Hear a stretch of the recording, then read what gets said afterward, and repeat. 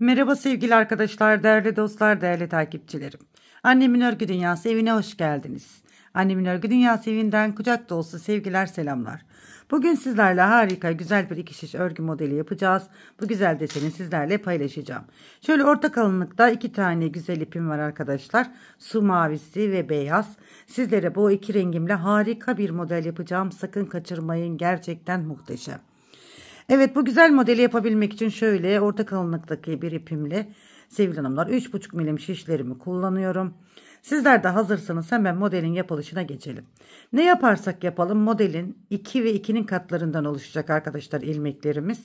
Şöyle 2, 2, 2, 2, 2, 2, 2, 2. Şöyle bir haraşo lastik yaptım. Sizler sevdiğiniz, dilediğiniz lastikleri yapabilirsiniz. Hemen desenimin yapılışına geçiyorum. Evet, renkli bir örgü yapacağım için hemen renkli ipimi bağladım arkadaşlar. Modelimin birinci sırasından başlıyorum. Şöyle ilk yeni başladığım için ikinci renk geçişi olduğu için ilk ilmeğimi örüyorum düz olarak. Modelimin birinci sırasında sıra sonuna kadar tüm ilmeklerimi düz olarak örüyorum.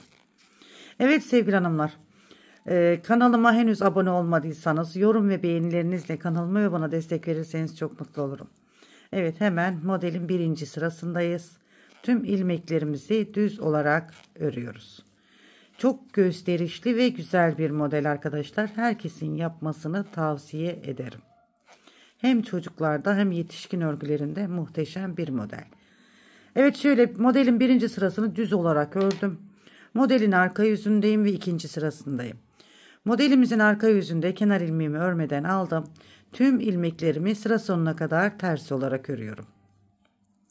Evet, 2 ve 2'nin katlarından oluşan ilmeklerimizi bu şekilde şekillendirmeye başlıyoruz.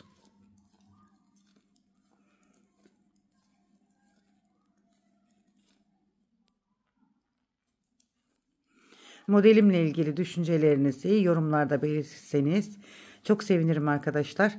Yorumlarda buluşalım diyorum. Modelimin ikinci sırasında arka yüzünde tüm ilmeklerimi ters ördüm. Şimdi modelimin üçüncü sırasındayım ve ön yüzündeyim. Kenar ilmeğimi örmeden aldım. Şimdi bu iki ilmeği, bakın şu iki ilmeği, ikisini birlikte yönlerini çeviriyorum. Sizin ilmeklerinizin yönü doğruysa çevirmeyin arkadaşlar. İki ilmeği birlikte düz olarak ördüm. Bakın bu şekilde. Tekrar iki ilmeğimin yönlerini çeviriyorum. Tekrar geriye takıyorum. Bu iki ilmeği içeriden dışarı düz olarak örüyorum. İki ilmeğimin yönlerini çeviriyorum. Bu iki ilmeğimi içeriden dışarı düz olarak örüyorum. Şimdi ilmek sayımızda bir eksilme oluyor arkadaşlar. Modelimizin arka sırasında, son sırasında bu eksiklerimizi tamamlayacağız. Evet, içeriden dışarı bu şekilde. Şekilde içeriden dışarı iki ilmeği birlikte örüyoruz. Şöyle.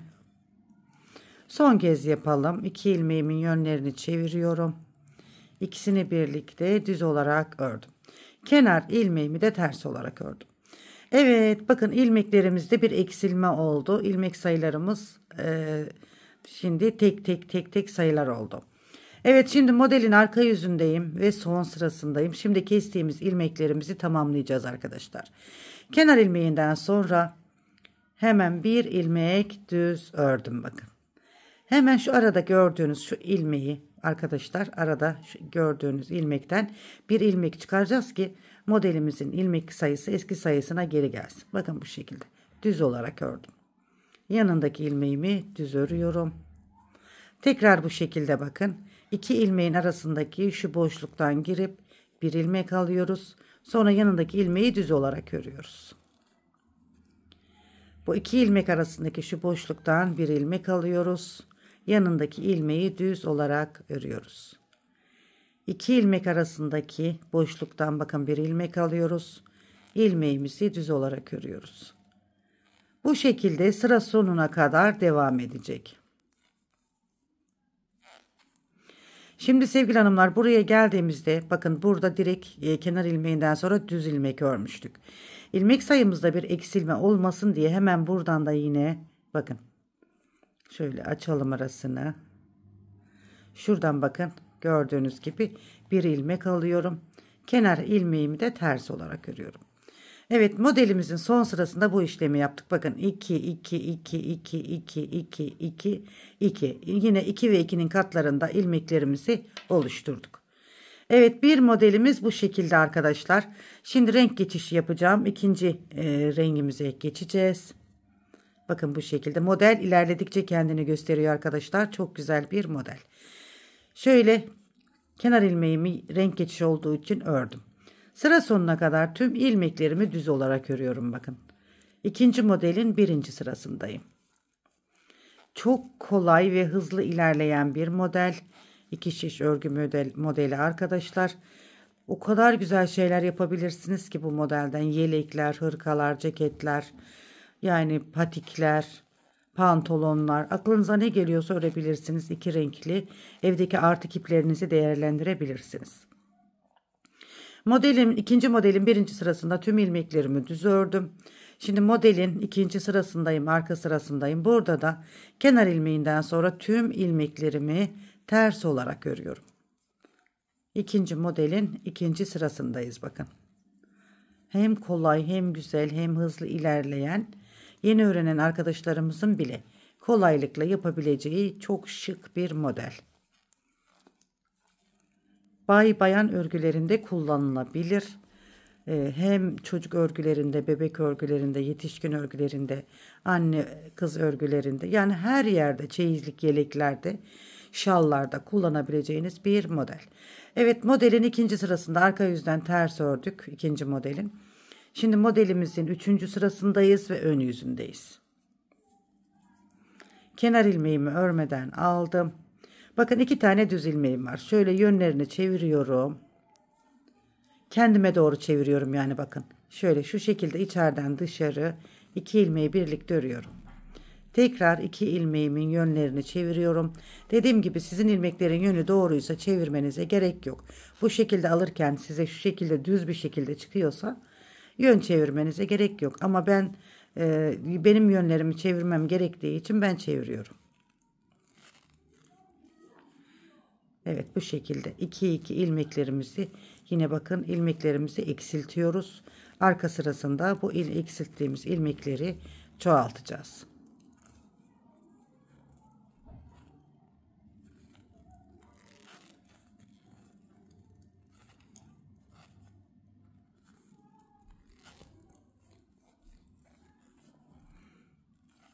Son kez yapalım. Kenar ilmeğimi de ters ördüm. Bakın yine ilmeklerimizde bir eksilme oldu. Şimdi arka yüzünde bu eksilttiğimiz ilmekleri tamamlayalım. Kenar ilmeğimi örmeden aldım. Kenar ilmeğinden sonra ilk ilmeğimi düz olarak örüyorum bakın. Sonra bu 2 ilmek arasındaki boşluktan şu ilmeği şöyle de yapabilirsiniz arkadaşlar. Parmakla atarak yapıyorsanız, öremezseniz bu şekilde takarak da örebilirsiniz. Sıra sonuna kadar tüm ilmekleri düz örüyoruz. Fakat şöyle ilmeklerimizi aradan alıyoruz bakın. Bu şekilde düz örerek de yapabilirsiniz. Bana böyle kolay geldiği için aradan ilmeği o şekilde alıyorum. Bana bu şekil kolay geliyor. Siz dilerseniz bu şekilde takarak aradaki ilmeği örebilirsiniz.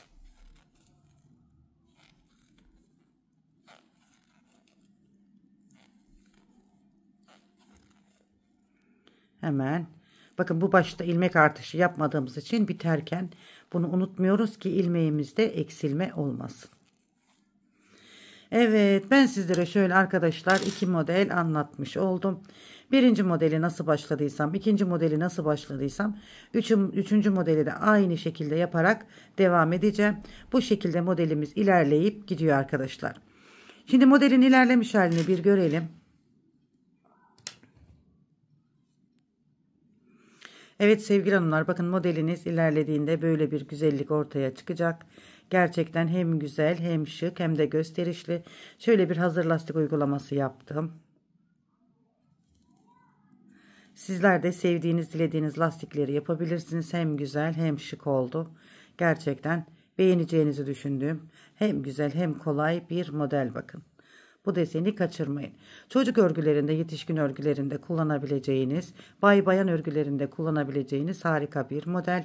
Bu modelden yelek, hırka, süveter, atkı, bere, bebek battaniyesi, şal, dilediğiniz renklerle yapabilirsiniz. Dilerseniz tek renkte yapabilirsiniz. Dilerseniz böyle de iki renkli yapabilirsiniz arkadaşlar. Gerçekten hem güzel hem şık oldu bakın. Evet, bugünkü desenimiz buydu arkadaşlar. Arkası da bu şekilde. Umarım beğendiniz. Umarım hoşunuza gitti. Yakadan başlamalı örgülerde de şu şekil duracak arkadaşlar.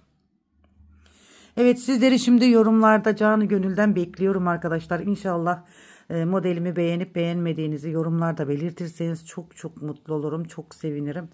İnşallah o güzel yorumlarınızı bekliyorum. Bir emoji olsun yorum bırakırsanız çok ama çok mutlu olurum sevgili hanımlar, sevgili dostlar. Evet, yepyeni örgü modellerinde tekrar birlikte olmak üzere kanalıma abone olmayı, yorum ve beğeni yapmayı unutmayın diyorum. Allah'a emanet olun, en güzeline emanet olun. Hoşça kalın.